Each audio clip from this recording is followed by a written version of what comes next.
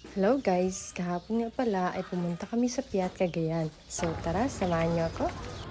Dito nga pala guys, around mga 9 AM ay dito nga pala kami tumambay para kumain.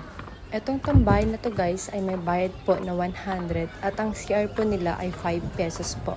At pagkatapos nga namin kumain guys ay nagkape muna kami at tumambay. Ngayong araw nga pala guys ay Monday at nagluto nga pala ako ng sinigang.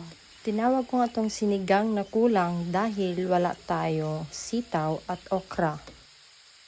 At ito na nga guys, around 3:16 AM umalis na nga kami dito sa bahay para pupunta naman kila tita at susundin namin sila. Si Papa nga pala nagmaneho papunta dun kila tita. Ayan nga pala si No guys, sabi niya magdahan-dahan daw si Papa. Second mass na nga pala yan guys, around 6 AM. At pagkatapos nga kami nagpa-bless guys, ay pumunta na kami dun sa place na kung saan kami kakain. At ito na nga guys, yung place na kung saan kami kumain at o-offeran nga pala kayo ng table na good for family. Napaka-presko nga dito guys dahil madaming puno at higit sa lahat ay napakalawag pa ng lugar.